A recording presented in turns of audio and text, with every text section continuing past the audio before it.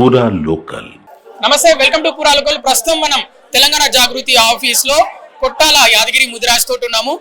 కవితని BRS party నుంచి suspend చేశారు. మరి ఎట్లా చూస్తారు? నేను తీవ్రంగా ఖండిస్తున్నాం. ఎందుకంటే ఏ నాయకుడిని ఏ పార్టీలకు వెళ్ళి సస్పెండ్ చేసినా గానీ ప్రయర్ నోటీస్ ఉంటుంది. ప్రయర్ నోటీస్ ఇవ్వకుండా నిజంగా సస్పెండ్ చేయడం అంటే నిజంగా దాన్ని తీవ్రంగా ఖండిస్తున్నాం.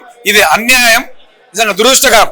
ఈ నష్టం అంతా బీఆర్ఎస్ పార్టీకి నష్టం జరుగుతుంది, కవితక్క గారికి కాదు, బీఆర్ఎస్ పార్టీకి తీవ్ర నష్టం జరుగుతుంది. ఎందుకంటే ఆమె ఒక్క ఉత్తమ పార్లమెంటేరియన్, ఆమె ఒక ఉత్తమ పార్లమెంటేరియన్ గా అవార్డు పొందినటువంటి ఒక ఎంపీగా పనిచేసినటువంటి వ్యక్తి ఈరోజు తెలంగాణ సమాజంలోనే ఈరోజు తెలంగాణ జాగృతి అనే సంస్థను ఏర్పరిచి ఆ రోజు తెలంగాణ ఉద్యమం నుండి తెలంగాణ వచ్చిన తర్వాత ఇట్లా ఇష్యూస్ తీసుకొని ఇష్యూస్ మీద కొట్లాడుతున్నటువంటి ఏకైక సంస్థ తెలంగాణ జాగృతి వ్యవస్థాపక అధ్యక్షురాలు కవితక్క గారు. అలాంటి ఒక గొప్ప వ్యక్తిని పట్టుకొని మీరు సస్పెండ్ చేయడము, వితౌట్ నోటీస్ సస్పెండ్ చేయడం అనేది నిజంగా తీవ్ర అన్యాయం, ఇది దురదృష్టకరం. దీన్ని తీవ్రంగా ఖండిస్తున్నాం. ఇంకోటి ముఖ్యంగా దీన్ని ఎట్లా చూస్తున్నారు అంటే బీసీలు అయితే, మరీ ముఖ్యంగా బీసీలు అయితే దీన్ని అసలు తట్టుకోలేకపోతున్నారు ఈ సస్పెన్షన్. ఖచ్చితంగా ఎందుకు తట్టుకోలేకపోతున్నారు? ఎందుకంటే ఈ రోజు ఇష్యూస్ మీద కొట్లాడుతున్నటువంటి ఏకైక నాయకురాలు కవితక్క గారు.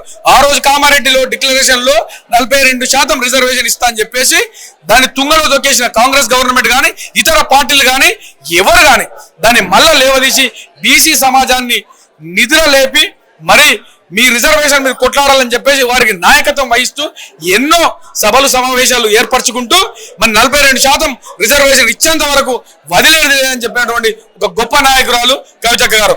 అలాంటి నాయకత్వం ఉన్న ఒక నాయకురాలని మీరు సస్పెండ్ చేయడం అనేది నిజంగా చాలా అన్యాయం. ఇది కవిత బీజేపీ పార్టీకి అమ్ముడిపోయింది, అందుకే హరీష్ రావును సంతోష్ రావును విమర్శిస్తుందని కూడా బీఆర్ఎస్ చెప్తున్న పరిస్థితి. ఇప్పుడు మాకు అన్ని పార్టీలు, ఈ పార్టీకి ఆ పార్టీ ఎంత దూరమో ఆ పార్టీకి ఈ పార్టీ ఎంత దూరం మేము చెప్పంగానే ప్రతి ఒక్కరు ఏమంటారు, ఈయన బీజేపీకి అమ్ముడు పోయింది, ఆడ కాంగ్రెస్ కి అమ్ముడు పోయింది, మీకు చేతగాక కాంగ్రెస్ కు బీజేపీకి అమ్ముడు పోయింది అంటారు.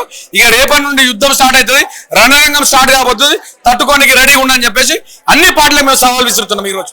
ఎందుకంటే ఒక నాయకురాలు, ఒక కవితక్క ఒక మంచి గొప్ప నాయకురాలు, ఇష్యూస్ మీద పోరాడుతున్నటువంటి ఏకైక నాయకురాలు ఈ తెలంగాణ రాష్ట్రంలోనే కవితక్క గారు.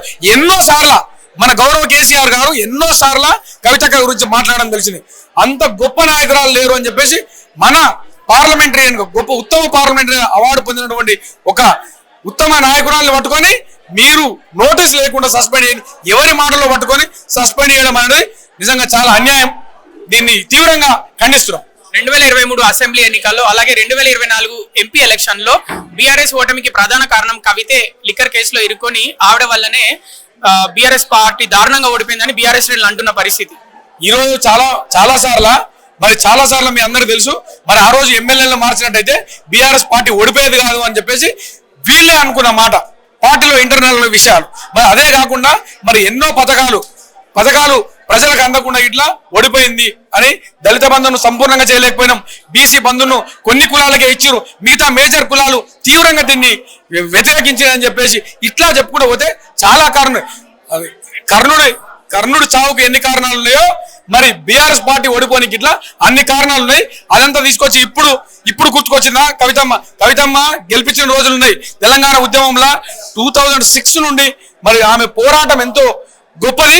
ఆ రోజు ఇట్లా తెలంగాణ జాగృతి ఇట్లా తెలంగాణ ఉద్యమంలో ఒక ఇండిపెండెంట్ సంస్థ ఇట్లా పనిచేయడం జరిగింది. కేసీఆర్ కవితకు ఒక్కరికే బాపు కాదు, తెలంగాణ ప్రజానీకానికి మొత్తం బాపు, ముఖ్యంగా బీఆర్ఎస్ వాళ్ళకి ముఖ్యమైన బాపు అని బీఆర్ఎస్ వాళ్ళు చెప్తున్న పరిస్థితి. ఈ రోజు ఒక్కటి గుర్తుపెట్టుకోవాలి, తెలివి లేకుండా మాట్లాడదు. కేసీఆర్ గారు తెలంగాణ బాపూజీ అని చెప్పేసి చాలా మంది అంటారు, కానీ ఏ సర్టిఫికెట్ లో కేసీఆర్ గారు తండ్రి పేరు పక్కన కవిత తండ్రి పేరు ఎక్కడ ఉంటుంది? కేసీఆర్ కవితక్క పక్కన ఉంటుంది, రామన్న పక్కన ఉంటుంది, కానీ ఎవరి పక్కన, నీ పక్కన నా పక్కన ఉండదు. ఆ విషయాన్ని గుర్తు ఉంచుకొని మాట్లాడుకోవాలి. ఈరోజు ఎవరైతే మాట్లాడుతారో వాళ్ళు ఈరోజు తెలంగాణలో కేసీఆర్ ను కారణజనుడు అని, తెలంగాణ పీతామహుడు అని, తెలంగాణ బాపూజీ అని, తెలంగాణ మహాత్మా అని ఎన్నో రకాలుగా పిలుచుకుంటారు. ఆయనకు ఈ తెలంగాణ ప్రజలు ఇచ్చే గౌరవం. అంతేగాని మరీ ముఖ్యంగా మాకు బాబు అవుతాడు, మీకు బాబు అవుతాడు ఇలాంటి మాటలు మాట్లాడొద్దు. కేసీఆర్ గారు స్వయాన రామన్నకు తండ్రి, కవితక్కకు తండ్రి. ఆ విషయాన్ని గుర్తుపెట్టుకోవాలి. ప్రతి ఒక్కరు ఏదైతే మాట్లాడతారో పిచ్చిగా వాళ్ళందరూ ఈ విషయాన్ని గుర్తుపెట్టుకొని మాట్లాడాలి. కవిత ఒకవేళ పార్టీ పెడితే తెలంగాణ రాష్ట్రంలో మొట్టమొదటి మహిళ అవుతుంది పార్టీ పెట్టడం. మరి పార్టీ పెట్టబోతుందా? పార్టీ పెడితే మరి అటు నుంచి వేరే పార్టీల నుంచి విమర్శలు పెద్ద ఎత్తున వస్తే మరో షర్మిల కాబోతుందని కూడా అంటారు. మరి ఎట్లా చూస్తారు? మరో షర్మిల కాబోతుంది అనేది అది నిజంగా తెలియలేని వాళ్ళు మాట్లాడే మాటలు, అది తప్పు. నిజంగా కవితక్క ఆమె స్వయంగా ఆమెను ప్రకటిస్తుంది, కార్యాచరణ ఏంటంటే ఆమె ప్రకటిస్తుంది. ప్రకటించేంత వరకు ఇట్లా మేము ఎవరం దాని విషయాన్ని అంత లోపలికి పోము. కాకపోతే ఖచ్చితంగా కవితక్క మాత్రం ఖచ్చితంగా ఒక గొప్ప నాయకురాలు. ఆ విషయాన్ని మాత్రం గుర్తుపెట్టుకోవాలి ఈ పార్టీలు, రాజకీయ పార్టీలు.